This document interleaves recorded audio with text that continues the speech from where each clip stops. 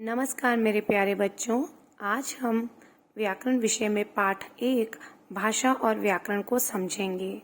सबसे पहले हम बात करेंगे भाषा की। भाषा क्या है, उसका निर्माण कैसे हुआ और उसकी उपयोगिता क्या है। हम सबको पता है कि हम सब सामाजिक प्राणी हैं, समाज में रहते हैं, एक दूसरे पर निर्भर हैं। अब एक दूसरे पर निर्भर हैं तो दूसरों की बात हमें समझना होगा, अपनी मन की बात दूसरों को समझानी होगी। इस तरह के जरिए को पूरा करती है भाषा, यानी कि हम भाषा के जरिए ही दूसरों को समझ पाते हैं और अपनी बात समझा पाते हैं। हमें पता है कि समाज और सामाजिक जीवन मानव का स्वभाव है, इसलिए समाज मानव के साथ साथ चलता है। सब लोगों का मिलजुल कर रहना और एक दूसरों की ज़रूरतों को समझना और जवाब देना और बातें करना इसी का ही उदाहरण है। पहले समय में मनुष्य जंगलों में रहते थे, उनके पास कोई भी सुख सुविधा के लिए साधन नहीं था, तब भी वह एक दूसरे पर निर्भर थे। तब वो अपने मन की बात किस तरह से करते थे, इस चित्र के जरिए मैं आपको समझाती हूँ। जब मनुष्य जंगलों में रहते थे तो उनकी भाषा कैसी थी, हम नहीं जानते, मैं नहीं जानती और शायद आप भी नहीं जानते। तब मनुष्य इस तरह से संकेत करते थे श्श, और दूसरी तरफ खड़े कुछ लोग इस तरह से जवाब देते थे हा हा हो। धीरे धीरे मनुष्य ने संकेतों और चित्रों की सहायता से बात करना शुरू कर दिया, जिस तरह से यहाँ पर दिखाई दे रहा है। ठीक है, इस तरह के चित्र बनाकर वह अपने मन की बात करते थे। इस तरह के चित्रों से मन की बात समझना कितना मुश्किल है। फिर क्या हुआ? फिर मनुष्य ने अपने मुख से निकलने वाली ध्वनियों को निश्चित व्यवस्था दी। इस निश्चित व्यवस्था से भाषा का निर्माण हुआ और इसी तरह से संसार में विभिन्न क्षेत्रों में अलग अलग भाषाएं विकसित हो गई और फिर उन ध्वनियों से शब्द और शब्दों से वाक्य बनने शुरू हो गए। इस तरह हमें बहुत ही आसान जरिया मिल गया अपने मन के भाव व्यक्त करने का और फिर भाषा का निर्माण हो गया। अब बात करते हैं भाषा की परिभाषा से। भाषा वह साधन है जिसके द्वारा मनुष्य बोलकर जिस तरह से मैं बोल रही हूँ, सुनकर जिस तरह से आप मुझे सुन रहे हैं, लिखकर जिस तरह से यहाँ पर लिखा हुआ है, वह पढ़कर जिस तरह से मैं देखकर पढ़ रही हूँ, अपने मन के भावों को या विचारों का आदान प्रदान करता है। यानी कि हम इन जरियों से अपने मन के भाव समझाते हैं और दूसरों के मन के भाव समझते हैं। अब हम बात करते हैं भाषा के रूपों की। भाषा के 2 रूप हैं, मौखिक और लिखित। मौखिक का प्रयोग मैं अभी कर रही हूँ, लिखित का रूप आपको यहाँ दिख रहा है। जब हम बोलकर अपनी मन की बात करते हैं तो वह मौखिक भाषा है। हम जब अपनी बात लिखकर प्रकट करते हैं तो वह लिखित भाषा है। और अच्छे से समझने के लिए कुछ चित्रों की सहायता से मैं आपको आगे बढ़ाती हूँ। सबसे पहले हम समझेंगे मौखिक भाषा। इन चित्रों के द्वारा मौखिक भाषा को अच्छे से समझा जा सकता है। देखिए, जैसे 2 मित्रों का आपस में खेलने के लिए बातचीत करना, खेलते समय बच्चों का आपस में बातचीत करना मौखिक भाषा के अच्छे उदाहरण हैं। अध्यापक द्वारा अपने विद्यार्थी को किसी बात के लिए डांटना, बच्चों द्वारा अपनी अध्यापिका को जन्मदिन की बधाई देना, डॉक्टर द्वारा अपने मरीज को दवाई समझाना और माताजी द्वारा अपनी बेटी से बातचीत करना, यह मौखिक भाषा के ही उदाहरण हैं। अब मैं आपको समझाती हूँ मौखिक भाषा की परिभाषा। भाषा का वह रूप जिसमें एक व्यक्ति बोलकर विचार या मन के भाव प्रकट करता है, बोलकर अपने मन के विचारों को प्रकट करता है। जिस तरह से मैं बोलकर अपने मन के विचार प्रकट कर रही हूँ ताकि आप इस पाठ को अच्छे से समझ सकें।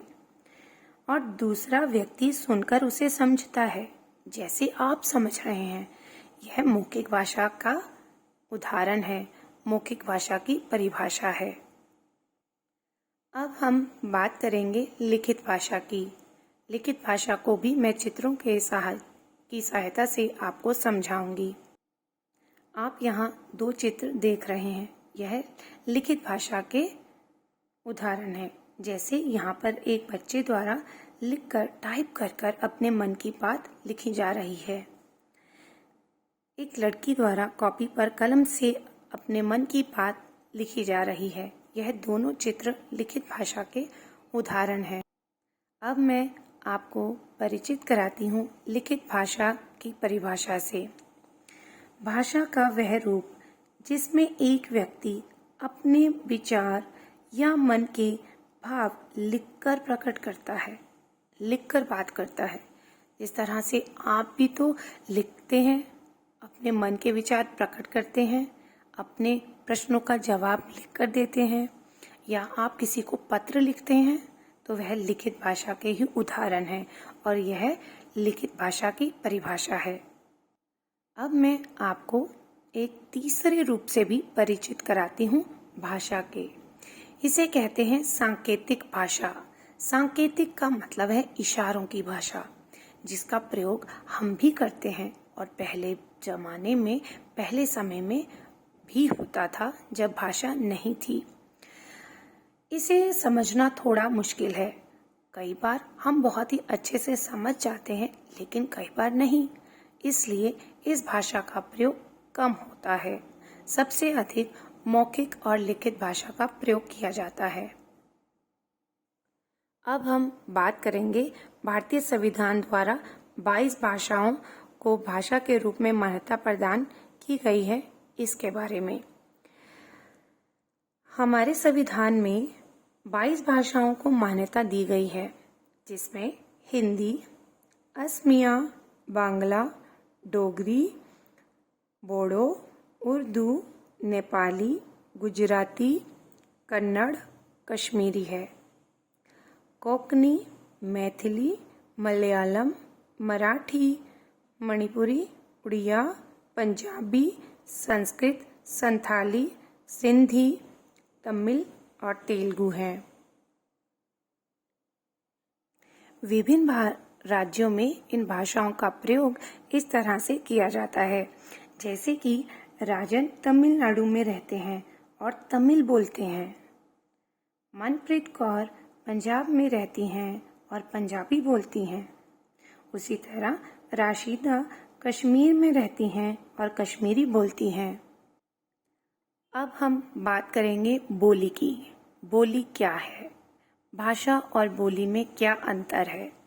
मैं आपको बताना चाहती हूँ कि भाषा का क्षेत्र बहुत ही विस्तृत है, बहुत ही बड़ा है, लेकिन बोली का क्षेत्र अल्प विकसित है, बड़ा नहीं है। बोलियां एक ही भाषा में से विभिन्न निकल सकती हैं, बहुत सारी निकलती हैं, लेकिन भाषा एक ही होती है। मान लो कि हिंदी भाषा में से कितनी बोलियां निकली, कैसे पता लगेगा? मैं अभी आपको समझाती हूँ। जैसे कि मैंने बताया कि बोली भाषा का अल्प विकसित रूप होता है। अल्प विकसित का मतलब यह इतना फैला नहीं होता। यह कुछ क्षेत्रों के लोग ही बोलते हैं, लेकिन भाषा को हर लोग जानते हैं, लेकिन बोली को नहीं। बोली का क्षेत्र सीमित होता है। जैसे हिंदी बिहार के लोग किसी और तरह से बोलते हैं, उनके बोलने का ढंग अलग है। हरियाणा के लोग अलग ढंग से बोलते हैं, राजस्थान के लोग अलग ढंग से बोलते हैं, उत्तर प्रदेश के अलग, पहाड़ी इलाकों के लोग अलग तरह से। इसी तरह से विभिन्न तरह से इस हिंदी भाषा को बोला जाता है। अब ये विभिन्न तरह से बोलना वह बोलियां हैं। बोली का संबंध बोलने से है, जिसमें मनुष्य अपनी इच्छा से बदलाव करता है या फिर भौगोलिक स्थिति के कारण उसमें बदलाव है और वहाँ के क्षेत्र के लोग उसे अलग तरीके से थोड़ा बोलते हैं। अब हम बात करेंगे लिपि की। लिपि का संबंध किसी भी भाषा के लिखित रूप से है। अब आप सोचेंगे लिखित रूप से? हाँ, बिल्कुल। भाषा का संबंध लिखित रूप में जो दर्शाता है, समझाता है, वह है लिपि। भाषा की उच्चारित ध्वनियों को जिन लेखन चिन्हों द्वारा प्रकट किया जाता है, उन्हें लिपि कहते हैं। इसमें कहने का मतलब है, जिस भाषा को जिन चिन्हों द्वारा लिखा जाता है उसे लिपि कहा जाता है। अब हिंदी भाषा के चिन्ह क्या है, उससे परिचित कराती हूँ। हिंदी भाषा के लिपि चिन्ह हैं जैसे कि क, ल, म, ट, न, फ, ख, च, त। सभी वर्ण, जितने भी वर्ण हमारी हिंदी भाषा में प्रयोग किए जाते हैं शब्द बनाने के लिए। समझ में आया कि लिपि चिन्ह कौन से हैं? उसी तरह से पंजाबी भाषा के भी, उसी तरह अंग्रेजी भाषा के भी। यह सब चिन्ह जिनकी सहायता से हम अपनी भाषा लिख पाते हैं, वह लिपि है, लिपि चिन्ह है। अब मैं आपको कुछ भाषाओं और उनकी लिपियों से परिचित कराती हूँ। भाषा, हिंदी भाषा की लिपि देवनागरी है। अंग्रेजी भाषा की लिपि रोमन है। संस्कृत भाषा की लिपि देवनागरी है। पंजाबी भाषा की लिपि गुरुमुखी है। उर्दू भाषा की लिपि फारसी है। जर्मन की लिपि रोमन है। बांग्ला की लिपि बांग्ला है। फ्रेंच की लिपि रोमन है। यानी कि यह सब भाषाएं किन लिपियों में लिखी जाती हैं, उनके नाम यहाँ लिखे गए हैं। देवनागरी हमारे हिंदी भाषा के वर्णों को जो निश्चित चिन्ह में लिखा जाता है, हमारी हिंदी भाषा को जिन निश्चित चिन्हों द्वारा लिखा जाता है, उन निश्चित चिन्हों को एक नाम दिया गया है देवनागरी का। इसी प्रकार हर भाषा के निश्चित चिन्हों को जिसमें वह भाषा लिखी जाती है, उन्हें एक नाम दिया गया है। अब मैं आपको समझाऊंगी कि व्याकरण क्या है। जैसे कि पाठ का नाम था भाषा और व्याकरण, भाषा को हम समझ चुके हैं, अब बारी है व्याकरण की। भाषा को अच्छे से समझ चुके हैं, अब व्याकरण को समझना बाकी है। व्याकरण क्या है? व्याकरण की परिभाषा से मैं शुरू करती हूँ। भाषा के समस्त नियमों का अध्ययन एक स्थान पर रखकर जिस शास्त्र के अंतर्गत किया जाता है, उस शास्त्र को व्याकरण कहते हैं। यहाँ पर समझाया जा रहा है, बताया जा रहा है कि हर भाषा के लिए कुछ चिन्ह निश्चित किए जाते हैं, जिसे हम लिपि कहते हैं, लेकिन कुछ नियम निश्चित किए जाते हैं, उसे हम व्याकरण कहते हैं।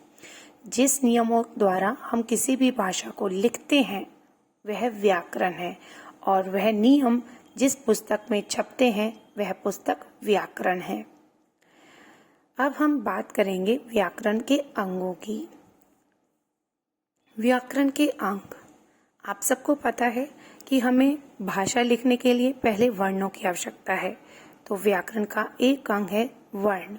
उन वर्णों के सहयोग से हम शब्द बनाते हैं, तो इसका दूसरा अंग है शब्द। शब्दों की सहायता से हम उन्हें वाक्य में पिरोते हैं, इसलिए उनका तीसरा अंग है वाक्य। व्याकरण हमें समझाती है कि हमें भाषा का शुद्ध प्रयोग कैसे करना है, और हमें उसके अशुद्ध रूप से भी परिचित कराती है कि ऐसा नहीं करना। मान लीजिए इस चित्र को देखकर किसी विद्यार्थी ने लिख दिया, बच्चे खेल रहे हैं, बच्चे खेल रहा है। गलत, बच्चे खेल रहा है। इसका सही रूप होना चाहिए बच्चा खेल रहा है। दूसरा, बालिका पढ़ता है। नहीं, गलत, बालिका पढ़ती है। इस तरह से होना चाहिए। तीसरा उदाहरण है बूढ़ा गिर गई। नहीं, इसका सही उदाहरण है बूढ़ा गिर गया। इस तरह से हमें व्याकरण बताती है कि यह भाषा का शुद्ध रूप है, यह भाषा का शुद्ध रूप है जिसे गलत रूप में लिखा गया है, और यह भाषा का शुद्ध रूप है जिसे इस तरह से लिखना चाहिए। एक और उदाहरण समझाने के लिए मैंने यह पृष्ठ दिखाया है। इसमें दो बच्चे बात कर रहे हैं। एक कहता है तेरे को मेरे से क्या चाहिए, दूसरा कहता है मेरे को तेरे से किताब चाहिए। इसे कैसे लिखना चाहिए? यह भाषा का अशुद्ध रूप है। इसका शुद्ध रूप होगा तुम्हें मुझसे क्या चाहिए, और दूसरा बच्चा कहेगा मुझे तुमसे किताब चाहिए। यह सुनने में, पढ़ने में, लिखने में शुद्ध रूप है। तो व्याकरण हमें समझाती है कि भाषा का शुद्ध रूप क्या है और अशुद्ध रूप क्या है, और हमें भाषा को अच्छे से समझने के लिए, उसके शुद्ध रूप को जानने के लिए व्याकरण को पढ़ना अति जरूरी है। आशा करती हूँ कि आप सब बच्चों को पाठ अच्छे से समझ में आया होगा। अगर आपको यह वीडियो अच्छी लगी हो तो कृपया सब्सक्राइब करें, कमेंट करें, लाइक करें एंड शेयर करना ना भूलें। धन्यवाद।